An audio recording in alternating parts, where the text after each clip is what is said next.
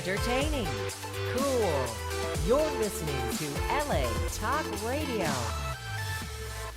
We're not on.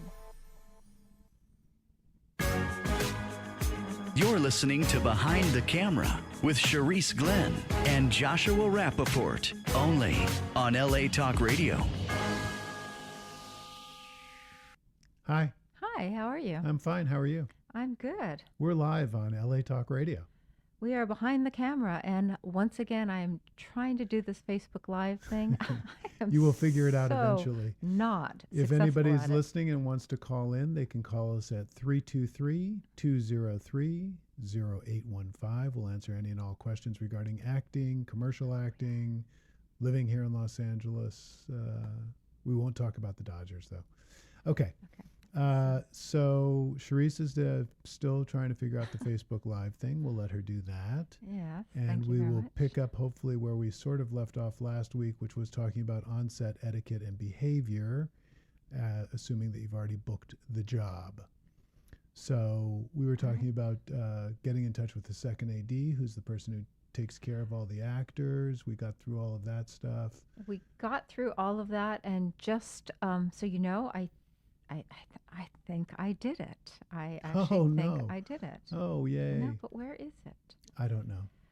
Sorry, folks. This is really complicated for me. But I think what we should talk about before we get back into production are a couple of the questions that came in Oh, okay. after the show. Oh, good.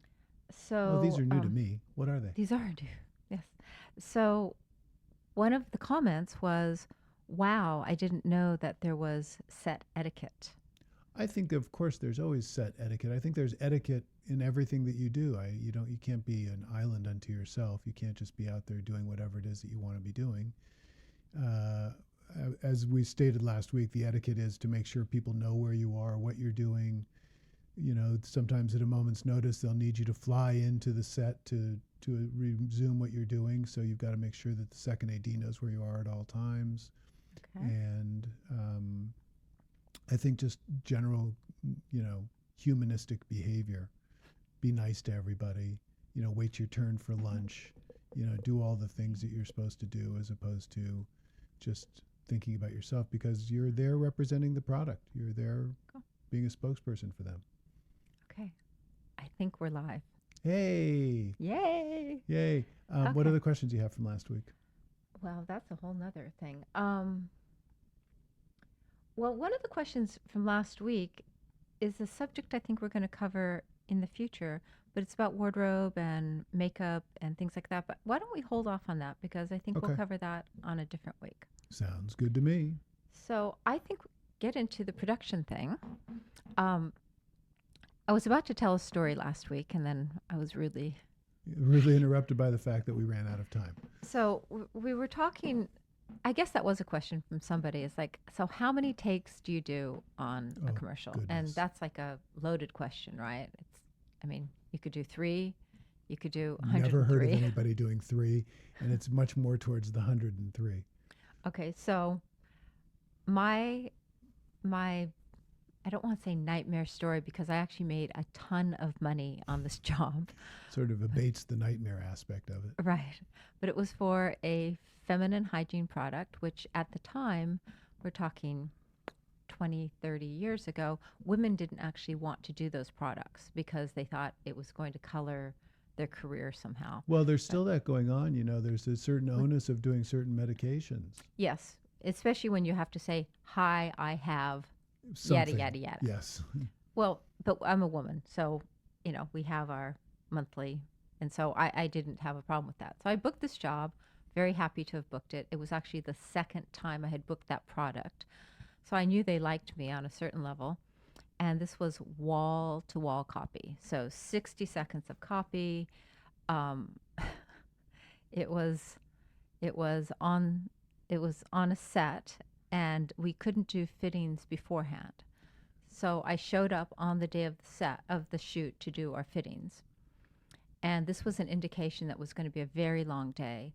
All I was wearing was a man's shirt in blue. How many did you try on? 6 hours worth I tried on. What? 6 hours of fitting. So that you're getting, it's straight time, right? So they are eating into. We had a meal break in between my fitting, during a wardrobe Right. fitting, and all for a shirt. it was a blue shirt, and whether it had a small pinstripe or a wide pinstripe or was solid, those were the choices. And white socks. That's what I wore. Once we got through that, then they had to decide how I was going to wear my hair. Ponytail, pull back, ponytail, pull back, ponytail, pull back, because I was sitting on my bed when I was having this conversation to camera. So we started shooting about 8 hours in. So our whole days, we've already gone through a whole day. You've already done a whole Right. day. And the director and the agency were not seeing eye to eye, which sometimes they don't. I have a sidebar that we'll pick up after your story. Go ahead. Okay. And so I'm doing the dialogue, and oftentimes when you're doing 60 seconds of dialogue, it's not in one Take. Well, it's not in one take. It's broken up into sections. Right. So, but you have to do the master, which is the full 60 seconds. And then Right. it's broken up depending on which camera is coming at you. So you do these lines to this and those lines to that. So we're going on and on and on. And between takes, the agency and the director chit-chatting. And then there was a break in protocol, which was protocol is the agency never comes to the talent and talks to us directly, correct? Right. Correct. So there was a break in that because the agency started to come to me as I'm on set directing me. And in the middle of a take, they would interrupt me doing it, even though the director had asked me to do it a certain way.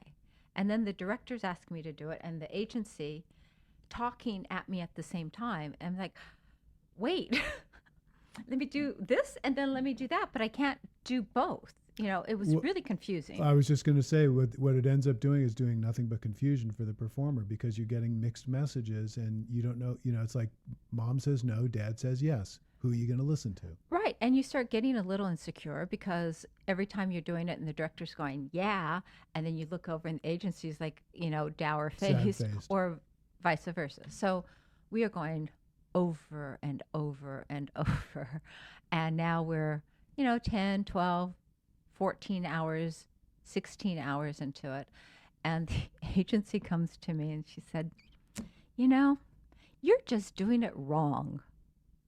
Thank you. It's like 16 hours in. So it's like, okay, which part am I doing wrong? And again, this is lack of production etiquette. So they shouldn't be doing this. So they said, well, no, most of it's okay, but you're saying one word wrong. It's like, okay, can you tell me how to do it correctly? And they said, no, we can't. We can't say it right, but you're doing it wrong. So as an actors, it's like, where do you take that? It's like, I was just flummoxed. And I said, well, do you have, this was when it was on 3/4 tape. Do you have the tape? I can just look at my take and look at what I did, because did I do it right on the audition? Yes, of course you did. I said, well, just let me look at the tape. Oh, we don't have the tape. And I'm now I don't even know what to do. I don't know what to Right. say. I don't know what to do. Well, and you don't have anybody on your team. And the at this point. director's going, don't listen, behind her. So I felt like I was in a schoolyard. And then finally I said, you know what? I'm just not that talented of an actor. I don't have that many takes in me. I'm sure I said it the way I said it Right. then. So that kind of quieted her down. Well, now we're 21 hours into the shoot. We are now into meal penalties beyond. Golden time, everything controlled by the union, and now your rate just keeps going up and up and up and up and up. And they're taking, it's 4 a.m. or something. They're taking a meal break. I went and took a nap. I was like laid out on the floor. My eyes had bags under them. They looked so tired. And by being under the lights, they're really bright, right? And they're Sure, hot. of course. My eyes felt like they were sunburnt. So they were taking ice packs to put on my eyes as I'm laying out.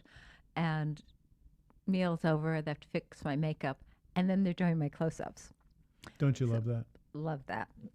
So we got it done. That's 23 hours on the set. When my mother saw The Spot, which actually aired quite rapidly, she said, "You look so tired." It's a good lesson to learn, though. Oftentimes the close-up is the last thing shot. It's often the last It's one. often the last shot of the day, or the last thing that you're going to do as the actor. So, not that you have to have something in reserve to wait for your close-up to give a full-throated performance, but you have to know that you're going to have to remuster that energy. Well, that's exactly. You can't buy into your fatigue. You have Right. to just dig down as deep as you have to dig and find it. And one of the acting classes I was in during that same period, we worked on the same play for 2 years, Really? and it was horrible. I mean, it's like, I can't be Masha anymore on the seagull. I mean, I just can't do it.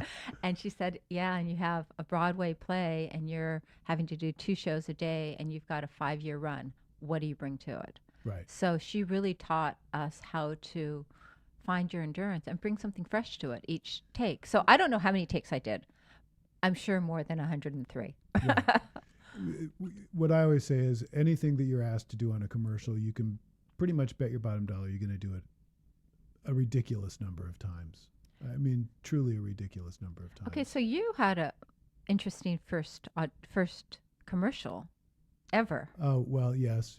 Cast by your mother, of course. Yes, we thank you, always have Mom. to get that in. Yes, thank you, Mom. I was doing a fast food commercial with a celebrity endorser, and I was very young, and my call time was for 1:30. It was over at Raleigh. PM. 1:30 p.m. It was over at Raleigh Studios, so it's after lunch. I didn't know. I got there about noon, and they looked at me like, "What are you doing here? Go sit in the corner over there." And they offered me lunch, which was very nice of them. And so I had my lunch, and I'm really excited, and I'm getting to work not only with a celebrity, but I'm working. I'm an actor. It's my very first job. Have you ever had you ever been on set before? That's an interesting question. I'd been on film sets. I'd been on student film sets. I'd been on smaller film sets, but I'd never shot in a studio before. No, I'd never shot in a studio before. I was at Raleigh Studios, which still exists. It's over in Hollywood. And I was on a soundstage. So it was my first time on a soundstage and first time on the lot, and all very excited. And then so I'm sitting around, and they break from lunch, and nobody looks at me, no wardrobe, no makeup. I'm just sitting there waiting. About 3:30 or 4 o'clock, they come over to me, and very, very not panicked, but in sort of a frenzy. The second AD comes over and goes, "Josh, excuse me, are you available tomorrow?" Yes, I am. "Oh, great. Well, come back tomorrow. We'll shoot you then." It's like, really? Yeah. Okay. The celebrity left at 4 o'clock. He was just like he was done? He was done for the day. He had to drive home. It took him a couple hours. He didn't want to hit too much traffic. And at 4 o'clock, he decided it was enough for him. So off he went. And I got 2 days worth of work, which was fantastic because it then paid my SAG initiation fee. So the second day when you shot, did you have an idea what you were going to do before you got to set? No, or it was still had no idea.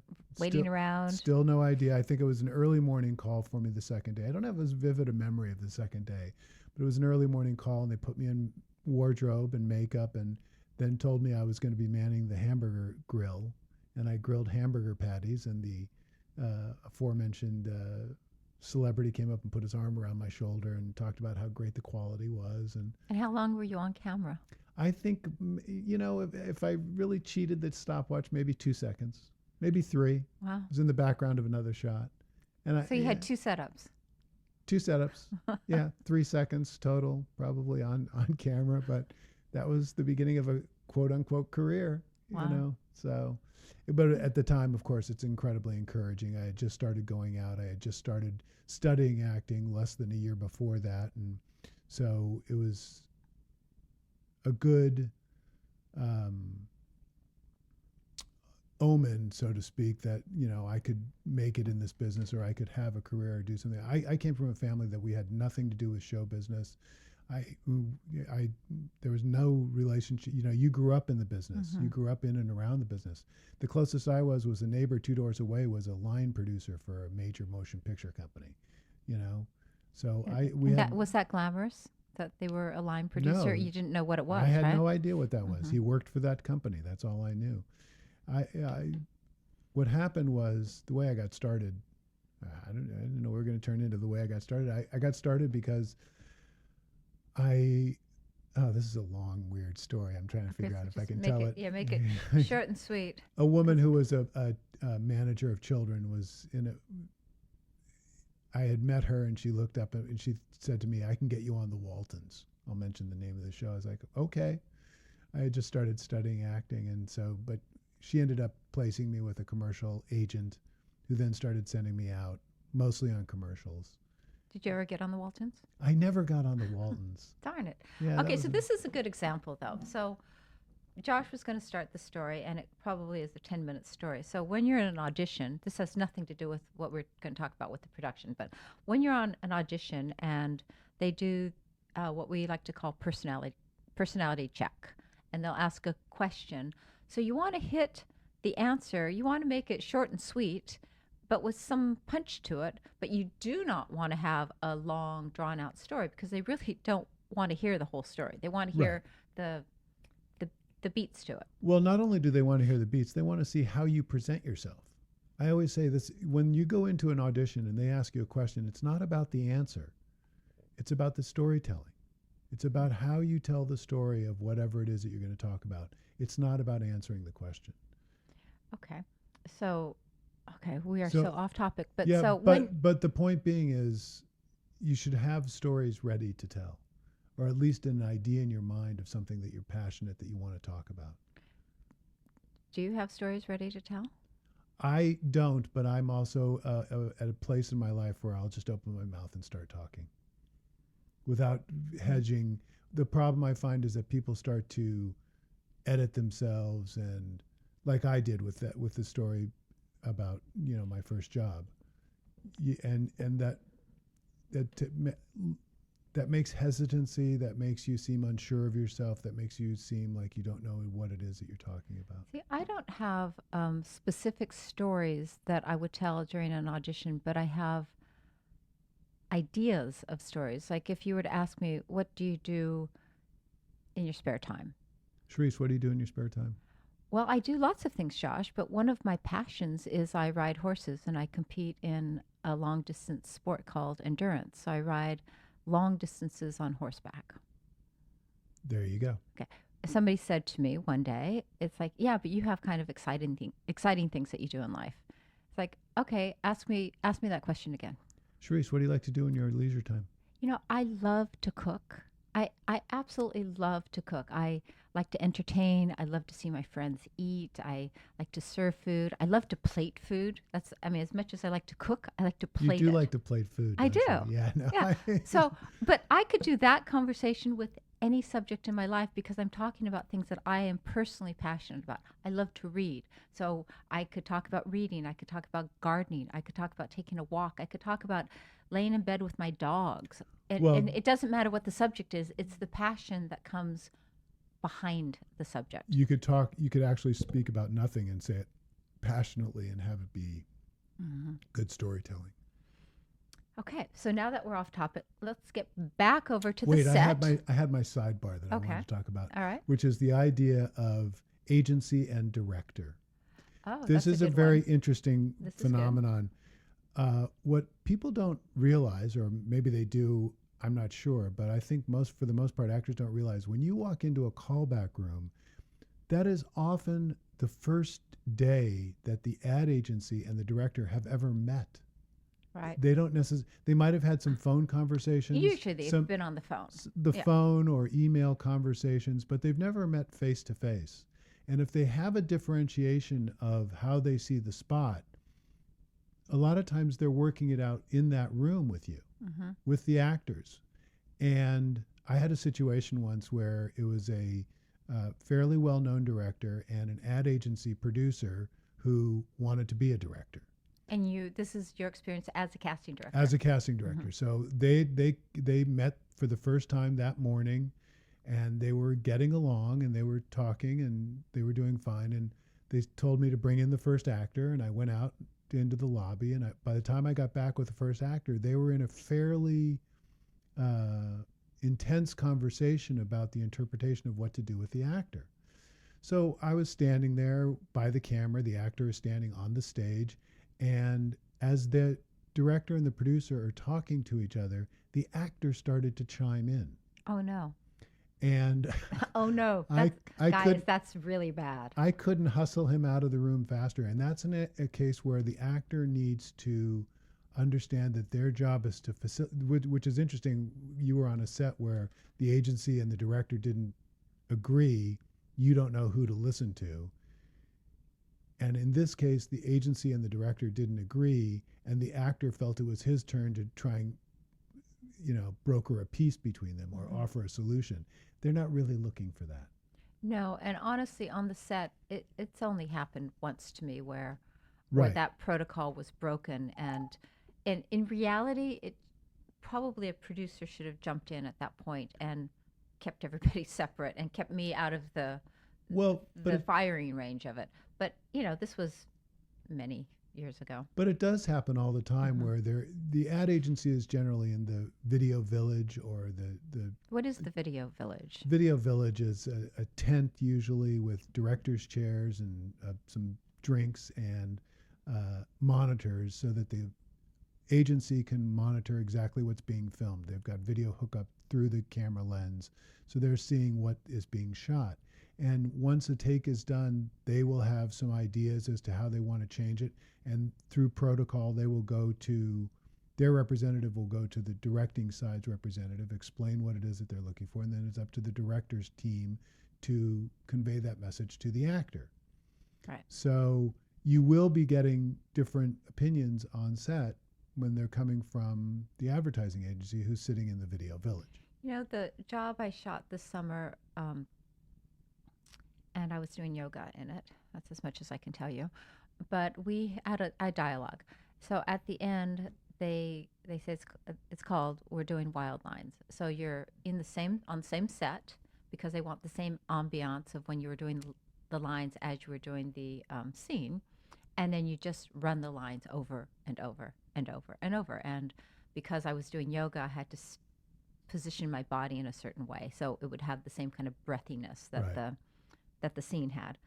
And I did it 50 times, as many variations that I could come up with. And then the agency, because at that point it's the agency. The director has moved on to the next setup, and he's away from that because this is specifically what the agency wants.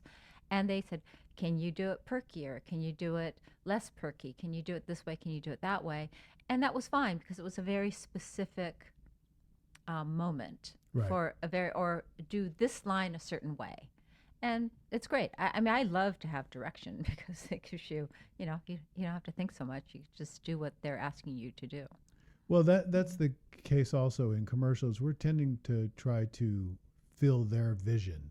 As opposed to in a theatrical production or a play or something like that, you're trying to put forth your vision as the artist. And I think here you're trying to marry the two, both your vision and their vision. It hopefully will get to the same end so that they're happy with what the final product is. I'm not saying to not be creative and not to bring your own sense of direction or your own interpretation of the copy, but we are ultimately there to please a group of people as actors. Well,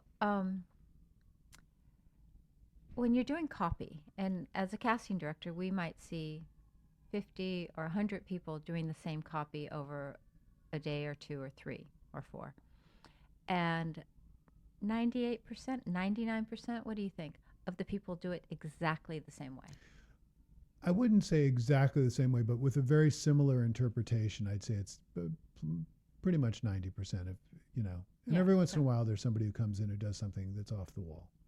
Which is, sometimes it's off the wall, like not appropriate, but you're just going, wow, I never saw it that way.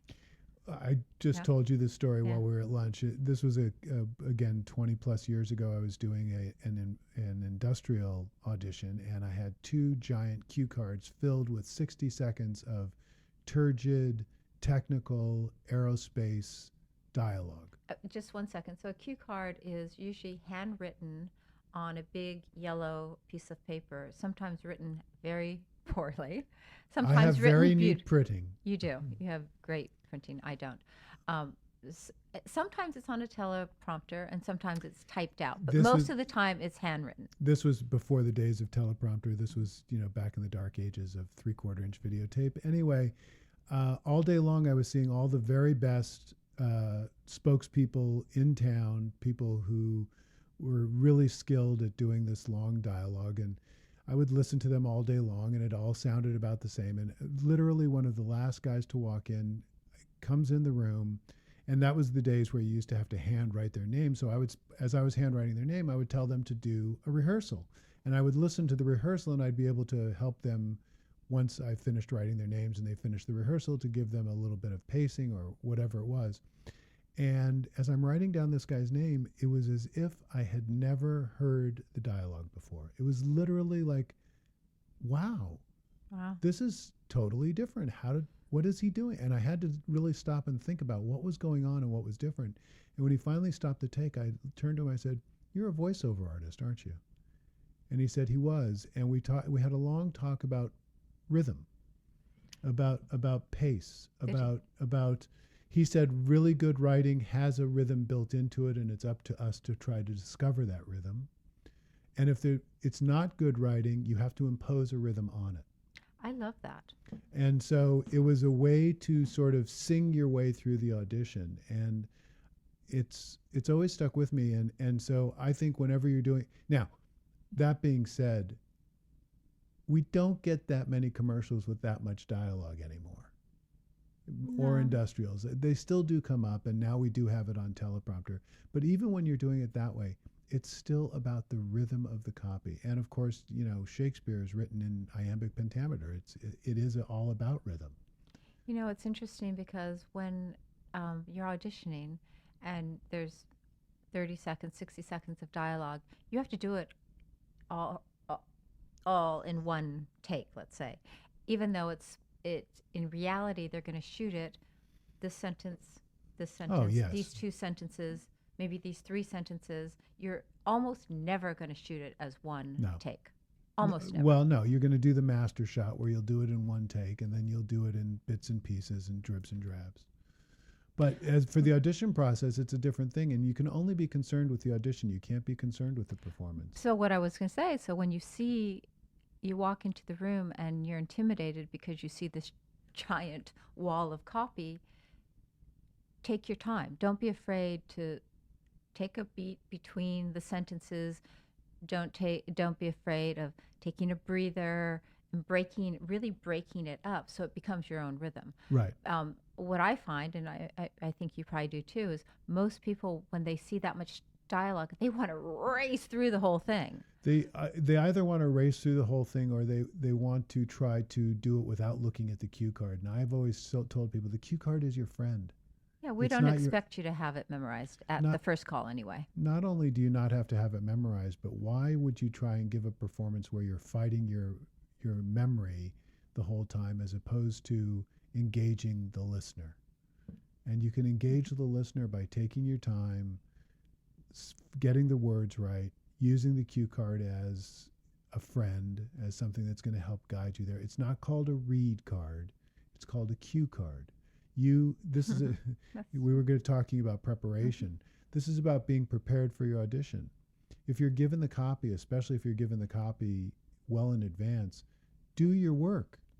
Do your work, which means going over it again and again and again and again. I am of the mind that you cannot rehearse too much. I don't believe that there's too much rehearsal, especially when you're doing something short and to the Well, point. isn't it like when you're learning any kind of sport? If you're learning how to play tennis, you have to do it over and over and over and over until your stroke becomes Fluid. and so you're not thinking about it anymore. Right. Or like I'm a terrible golfer, but I did take golf lessons, and boy, there were so many things to think about. Keep your head down, keep your eye on the ball, but keep your head down and keep your shoulders this way and your hands this way and that way, and your hips have to go. It's like, oh my gosh, my brain had so much to process Right. until I did it enough where I didn't have to think about it. Actually, I never got that way in golf, but I have gotten that way in other sports, not golf. But it's the same thing with it's acting. the same thing. When you're first starting out, your mind is racing through all of the things that you want to keep focused on. And the more you do it, the more you develop the tools to be able to not think about all those things and keep just one simple thought in your head. And I always think that when you're talking directly to camera, the simple thought to be kept in your head is, who are you talking to and how are you trying to convey your Okay, message? so Josh, so now we're on set and you've got a bunch of dialogue. And generally on commercials, you don't look at the camera. Right. Generally, some once in a while, but generally you don't. And it's intimidating because there's a lot of people looking at you, and you need to have it memorized by that point. Absolutely. And they say action. Are you still talking to your friend? I think you're still being able to substitute whoever you want within your own imagination that's going to get you in the place that you need to be to communicate what they're looking for. Okay, so let's, those listening can't see what I'm doing, but those watching can. So if I'm the camera Yes. and I'm the camera lens looking at you and you're having to talk to this person just off to my left, Yes. and the director's right here, and the AD is right here, and there's all these different people, because there's kind of a big wall of people when you're looking towards the camera. There's the people, there's the lights, there's the camera, there's the microphone. There's the mic guy. There's and- all that okay. stuff going on. So how do you look here and do that? How do you focus? Well, I mean, that's it.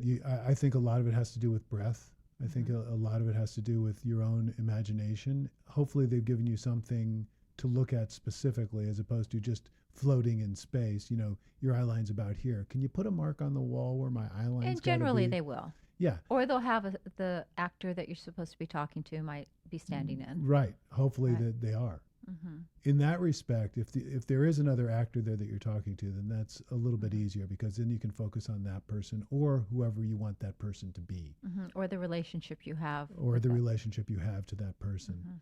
And Well, the way I look at it is once I'm on the set, I can let go of my the insecurities I might have had at the callback. yeah, that's, Because you've got the job and I they know, like but- your voice and they like the way you did the audition and they may I correct know. you and they may, I mean, But don't you find that I don't think you ever let go of your insecurities. I don't think we as people ever let go of those insecurities. I think you're always still trying to do your best, to be better, to be more. And the fact of the matter is, what you're saying is, you're enough. mhm. You are enough, and you have to trust that you're enough. Yeah, And that's a hard yeah. one to conquer. yeah.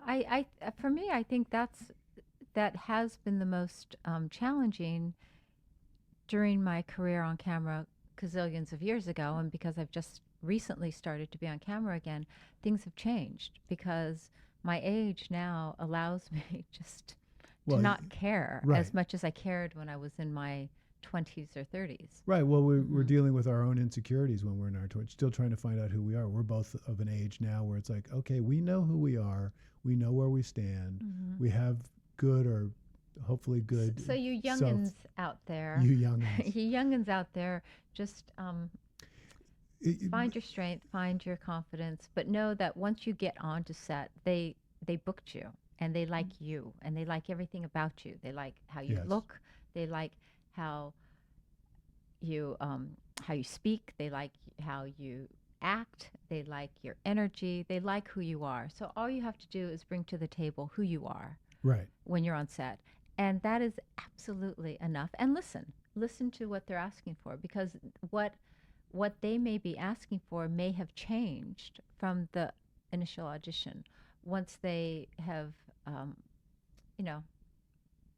Well, once worked they've through worked it. worked with you, seen what you're doing, there could be a change from the agency point of view, from the director's point of view.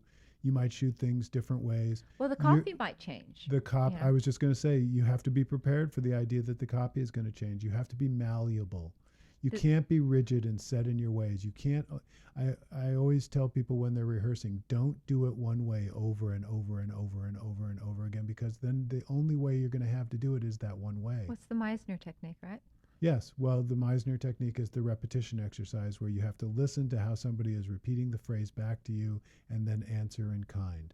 So there is that aspect of it where I like to say when you're rehearsing is to do it a million different ways, hopefully most of them wrong, because you'll only know right when it shows up if you've seen wrong. Okay. So it's like you just keep doing it again and again and again with different intentions, with different attitudes, with placing different people that you're talking to, different feelings, different goals, different objectives, so that you give yourself lots of options. And don't be afraid of making a mistake. So Well, you can't make a mistake. I don't mean that in the way that means that you can't make a mistake. Whatever happens, happens. yeah, And you got to sort of go with the and flow. you flub lines, you get the lines incorrect. On this job that I shot over the summer, it was outside, and I didn't. I wear reading glasses, but I didn't have my reading glasses because the scene didn't call for it, and I memorized all the lines they had given to me. However, as we're doing them, can you change this one? Can you change? So they're writing them down. These teeny tiny little, printing. I couldn't read it. Right. I really couldn't read it. And the director said, "Oh, it's okay." And he took my cheat sheet and stuck it in his pocket. And then he would ask me a question that would lead me into answering the question. He said, "Just do it in your own words," which I was fine doing that. Well, that was fine, except for the agency actually needed to hear it written, said in the way it was written. Okay. So then I was like, "Okay, can you give me the line?" Because I can't. Well, I didn't have the sheet anymore because they'd stolen it from me. But because they hadn't given it to me, and so they're way off in Video Village down the side of a hill with a umbrella over them. I couldn't even see them, and I would hear, coming from them the line, and then I would do it. It's like, oh darn, say that again. What was it? Because, you get into your own cadence, right? We speak the way we speak, and I kept inverting one thing that they were saying. I didn't think it was written correctly. No judgment. But so Can't they be kept judgmental. so they kept throwing it back to me, and so I flubbed it. I don't know how many times, and they may actually use one of the flubs because it sounded really natural. However, when we did all of the takes, we got everything as a clean take, which means there's no other stuff going on. And when we did our wild lines at the end, it had to be verbatim. It had to be word for word, exactly as it was written. This brings up an interesting thing, going off topic, but to all actors out there, it's my point of view that when you're given a piece of copy, those are the words. It's not, the common phrase these days is to make it your own. And you can absolutely make it your own before the copy starts and after the copy is done. If you want to have a lead in or what's known as a button is usually a clever little aside at the end of the spot that sets you apart from other people because of your wit and humor. That's fine, but the copy is the copy is the copy.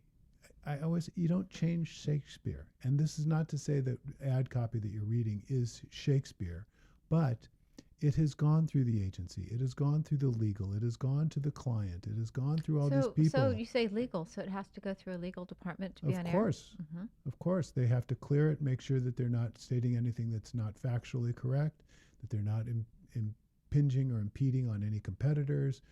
Everybody is checked off on this is what the dialogue is. Now, if you're on set and they ask you to improvise, that's a different story. Mm-hmm. If they say to you, go ahead and do it in your own words, that's fine. But until that time, I'm a believer in doing it as written.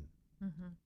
As written. And the trick is, I always say too, it's not about the words. It's never about the words, because the words have already got the job.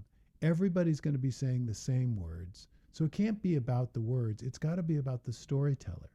So it's about you telling the story in your way with their words. And everybody is going to bring a different texture to it because we're all different people. We are all different artists.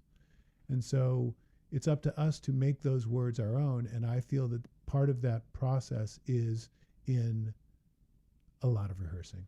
Okay, so let's say we're on set and there's other people that you're in the scene with. It's not just a solo act. Right. And your partner, there's dialogue between the two of you. Yes. And you're supposed to have chemistry with your partner. Yes. And you don't feel any. It's called acting, my dear. You have to find something that, I studied with a great teacher named Roy London, and he was always like, find something about that person that you find appealing and focus on that. Mm-hmm. Whether it's your eyebrows, your earlobes, your nose, your eyes. There's beauty in every, I don't mean to be too artsy-fartsy here, but there's beauty in every person. And find the thing in that person that's beautiful to you, that's attractive to you, that is creating the chemistry with you. And that's what you focus on. If you're working on that way, another way is if you work on substitution, substitute somebody that you do have chemistry with in the position of that other person. I think those are great suggestions. What I like to do is, it's also why I like to get to set early, is find who I'm working with and, go have a cup of coffee with them. Definitely when there's food, sit down and eat with them. It's free food. Yeah, it's free food. And I like to talk to them. I like to find out who they are and develop some sort of relationship with them. So if it were to be my husband in the scene, we might talk about cars and the kids and traveling. And so you have a little insight of that person. So when you're in the scene, you feel familiar with each other. This goes to set etiquette, which is to not sequester yourself in your trailer, to not talk to people, to not be an island unto yourself, but to be open and to find that person, especially like you said, if you're working with somebody, they have to be your husband. You've got to come with that rapport. That's your job. Oh my gosh. Okay, so this was a set. This is so long ago. I think it was the second job, non-SAG job. This was like a off the side job. It was for a music video, and James Reese was working in the casting. James Reese. James Reese is going to be our guest soon. He's a wonderful photographer, but at the time he was working in casting, and he's a wonderful teacher and actor and photographer. A great guy. He's just a great guy. Anyway, so he was casting. He's paying you, right? Because he's paying me to say these things. Oh, really? No, I'm just kidding. So it was for him, and they had cast a couple, and they had to have a love scene. So they had to be very comfortable in embracing, and they had to kiss. So on the audition, I walk in, and it's a really cute guy. And he's sitting there, and they want to use him, but they had to find the girl that was gonna work with. And so we did the scene and whatever. I can't even remember what the scenes were, but they did a bunch of scenes, and they said, "We're really sorry, but can you guys just kiss?" I mean, seriously, like kiss. And we looked at each other, and I've had to do this before on like for a perfume. It was actually for a man's cologne. I couldn't do it. The guy was, I just couldn't do it. He repulsed me. I looked like I was mortified. But this guy went, okay, yeah, sure, I could do this. Sure. And we just went at it, and they go, okay, you're both booked. But it was because there was something, and we had been able to develop some relation. And we're not French kissing, you're not really going at it. You're kind of fake going at it, but it has to feel intimate. It's so interesting because in this day and age, to ask people to kiss one another is really, it's rare, actually. it's very, very rare that they'll, especially we're talking on 33 no, years ago. I understand. Yeah. But on an audition now, to ask somebody to kiss somebody they've never met before, I don't feel comfortable doing it. I've done auditions like that where I've had to have people kiss, and I usually have couples come in, or sometimes it's friends, people that are comfortable with each other. Friends, it might be even more awkward, right? It's probably even weirder. But yeah, no, that's one of the odd things that we ask you to do in the cast. I will try and shy away from asking anybody to do that in the casting room. When agencies want you to do that, I'll at least wait till callback until they're down to Yeah. as few people as possible, Mm-hmm. because it's not kosher these days. Okay, so we're on set. We've gotten through the whole day. It's been super fun. It's been a long day. Um, Now it's time to sign your contracts. yes, I think we talked about contracts briefly last week, but you had something else you wanted to talk about with the contracts, didn't you? The details.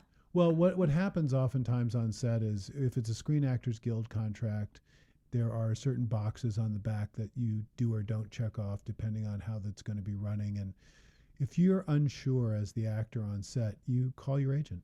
Mm-hmm. You know, that's what your agent is I know. for.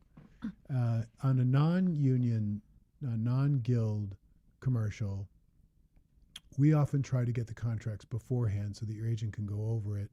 So there are no surprises on the set. But if they present you with something that you've not agreed to, don't sign it. You have Right. to look out for your own rights. And that's what your agent is for. No matter what time it is, you call your agent, you work it out with them, and you have your agent be the one to Talk to them. broker the deal. The other thing we were talking about is if it's a SAG scale job, which means you're getting $712 per day for the shoot, and then it runs on a residual based usage fee, or now they have the flex plan, which we won't go into right now. But once in a while, there will be an overscale, which means you're getting more than that. Maybe you're getting more than that for the shoot. Maybe you're getting more than that for the buyout. Maybe you're getting a guarantee. Maybe your agents have negotiated something special for you. So you never talk about how much money you're getting if it's not scale with another actor. You should never talk about money with another actor on any set ever. Period. You have no idea how much you're making or how much they're making. And if it comes out that you're making more than them for whatever reason, or you're making less than them for whatever reason, it's going to throw a huge monkey wrench into that shoot. And that's something you want to avoid. So just leave the money conversation out. And there's a thing on a Screen Actors Guild job.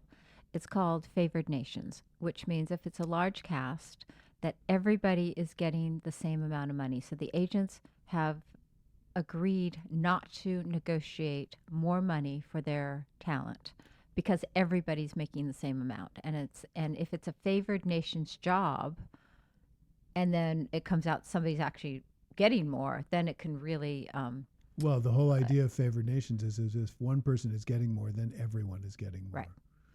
So we just keep our mouths shut about. Yes, no, that is one thing on the etiquette list is don't talk about money. Don't talk about anything having to do with that. Remember always that your job is to be there, is to be the storyteller. That's your job.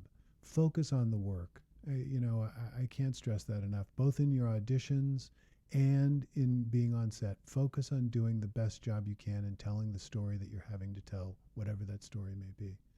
And don't get distracted by all the other things. Don't get distracted by monies or you don't like the wardrobe or your makeup is not right or any of that stuff. Or there's somebody cranky. There's a lot of people get cranky.